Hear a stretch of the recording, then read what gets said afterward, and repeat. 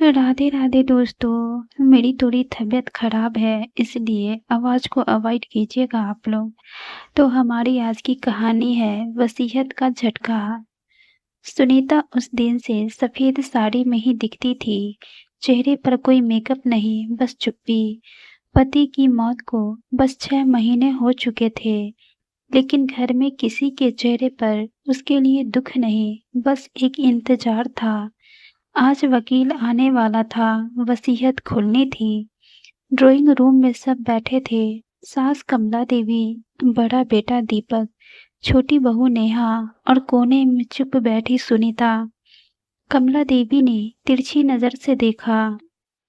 तू यहाँ क्यों बैठी है? ये बड़ों का मामला है। सुनीता ने धीरे से कहा। बाबूजी ने खुद कहा था कि जब कागज खुले तो मैं भी रहूं। दीपक हंस पड़ा। बहुत उम्मीद मत पाल भाभी। पापा ने सब सोच समझकर लिखा होगा। इतने में वकील अंदर आए। फाइल खोली। घर में सन्नाटा था। कमला देवी ने हाथ जोड़कर कहा, पढ़िए शर्मा जी, ताकि साफ बात साफ हो जाए। वकील ने पढ़ना शुरू किया। मैं रघुवीर प्रसाद। अपनी पूरी होशो हवास में सुनीता की उंगलियां कांप रही थी। उसे याद था आखिरी दिन जब बाबूजी ने उसे अलग कमरे में बुलाकर कहा था, बेटी, इस घर में तेरे साथ न्याय नहीं हुआ, लेकिन अब होगा। कमला देवी बीच में ही बोल पड़ी, सीधा बताइए किसके नाम है? सब। वकील ने चश्मा ठीक किया। मेरी पूरी चल अचल संपत्ति, मकान, दुकान और खेत मेरी बहू सुनीता के नाम करता हूँ। कमरे में जैसे बम फट गया। क्या? दीपक खड़ा हो गया। कमला देवी की आवाज कांपने लगी। ये झूठ है, ऐसा नहीं हो सकता।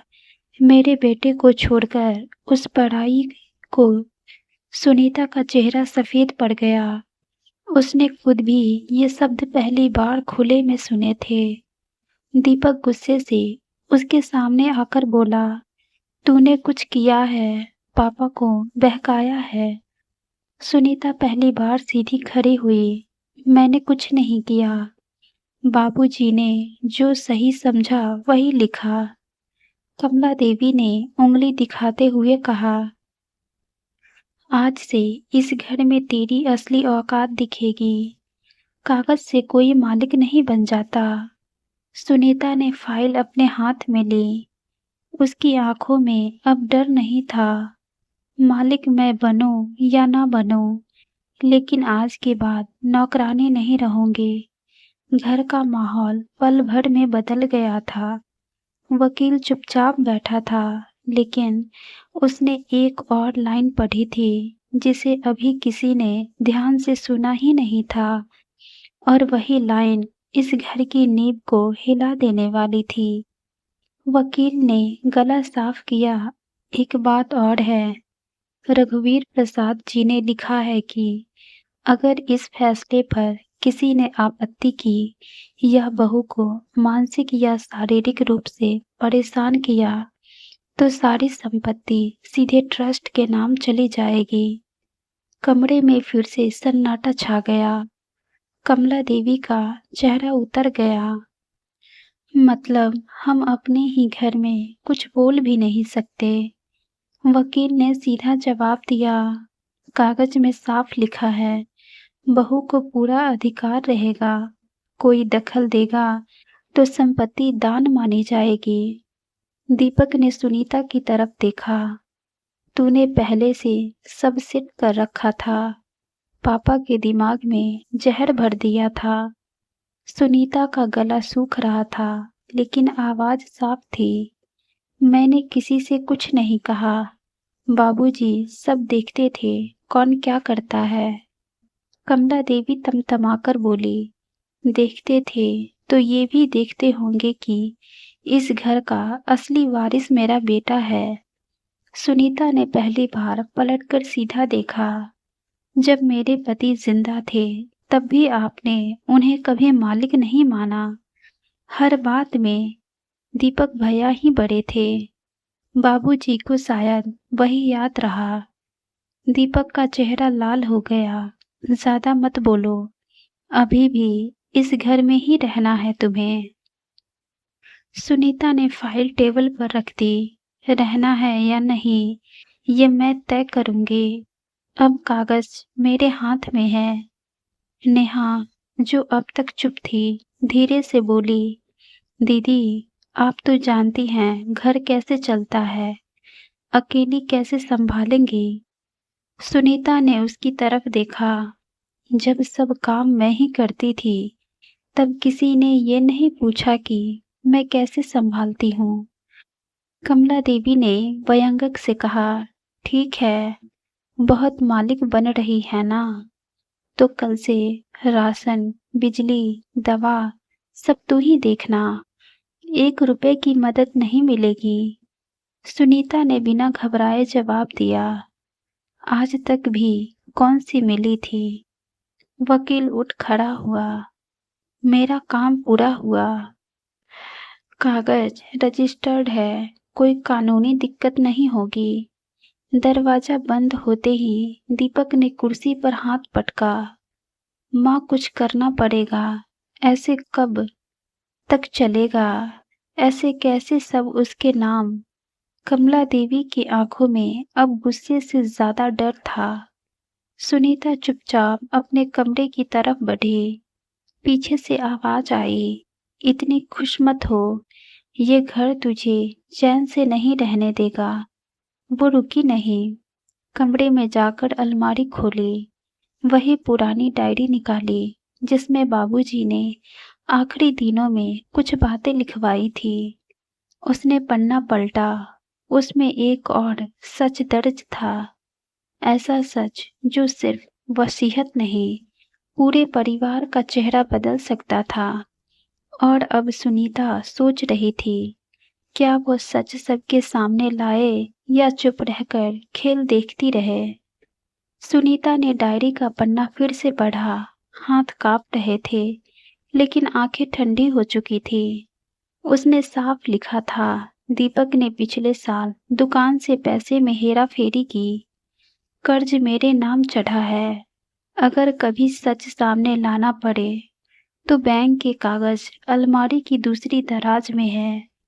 सुनीता को याद आया, बाबूजी ने वही दिन उसे बुलाकर कहा था, मैं अपने ही घर में चोर पाल रहा हूँ, पर बाप हूँ, खुलकर बोल नहीं पा रहा। अगर तेरे साथ कभी अन्याय हो तो ये सच दबाना मत। बाहर से आवाजें आ रही थी। दीपक चिल्ला रहा था, माँ, अभी वकील से बात करते हैं, केस डालेंगे, ये सब दबाव में साइन कराया गया होगा। कमला देवी बोली, और अगर सच में तेरे पापा ने जानबूझकर किया। दीपक चुप रह गया। सुनीता ने डायरी बंद की। कुछ देर तक छत देखती रही, फिर दराज खोली। बैंक की फाइल वही थी, हर ट्रांजैक्शन, हर साइन।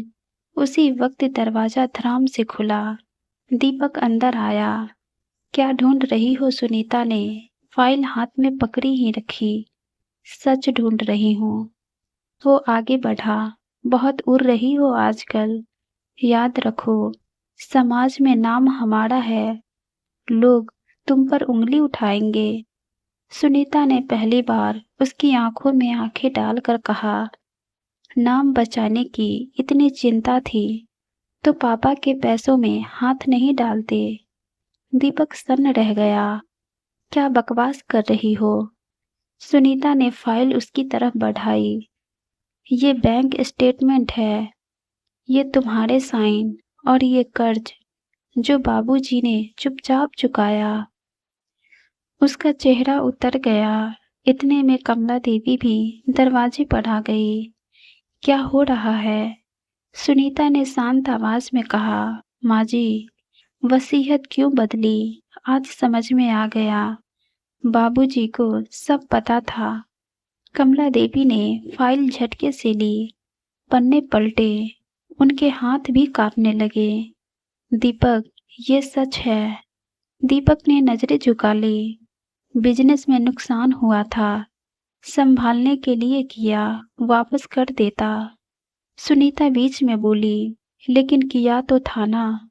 और बाबूजी ने मुझे इसलिए चुना क्योंकि उन्हें डर था ये घर गलत हाथ में न चला जाए। कमरे में भारी चुप्पी। कमला देवी धीरे से बैठ गई। उनके चेहरे पर गुस्सा नहीं, टूटन थी। सुनीता ने साफ शब्दों में कहा, मैं ये सच बाहर नहीं ले जाऊंगी। पुलिस, कोर्ट, कुछ नहीं। लेकिन एक शर्त है। दीपक ने घबराकर पूछा, क्या? आज के बाद मुझे इस घर में नौकरानी समझकर कोई बात नहीं करेगा और दुकान का हिसाब मैं देखूंगी। एक एक रुपया साफ होगा। दीपक को जैसे जमीन खिसकती महसूस हुई। कमला देवी ने पहली बार नरम आवाज में कहा, अगर तू सच में घर संभाल ले तो शायद तेरे ससुर गलत नहीं थे। सुनीता ने गहरी सांस ली। अब उसके हाथ में सिर्फ वसीयत नहीं थी, पूरे घर की कमान थी। लेकिन सवाल अभी बाकी था, क्या दीपक चुपचाप यह सब मानेगा या फिर एक और चाल चलेगा? अगले दिन से घर का माहौल बदला हुआ था। सुनीता सुबह सबसे पहले दुकान पहुंची। पुराना मुनीम हैरान था। बहू जी आप? सुनीता ने साफ कहा, आज से हिसाब मैं देखूंगी। जो कागज अधूरे हैं सब सामने रखिए। दोपहर तक उसे समझ में आ गया कि गड़बड़ी सिर्फ 1 साल की नहीं थी, धीरे धीरे जमा हुई थी। शाम को जब वो घर लौटी तो दीपक दरवाजे पर ही खड़ा था। चेहरा थका हुआ, गुस्सा कम, बेचैनी ज्यादा। कितना पता चला? सुनीता ने सीधा जवाब दिया, इतना कि अगर मैं चाहूं तो अभी केस कर सकती हूँ। कमला देवी अंदर से सुन रही थी। दीपक ने पहली बार धीरे से कहा, गलती हुई, मानता हूँ, लेकिन घर की इज्जत। सुनीता ने बीच में रोका, इज्जत तब नहीं सोची जब चोरी की। कुछ सेकेंड चुप्पी रही, फिर उसने वही बात दोहराई जो मन में तय कर चुकी थी। मैं ये घर तोड़ना नहीं चाहती, लेकिन अब ये घर मेरे नाम है और नियम भी मेरे होंगे। कमला देवी बाहर आई। कौन से नियम?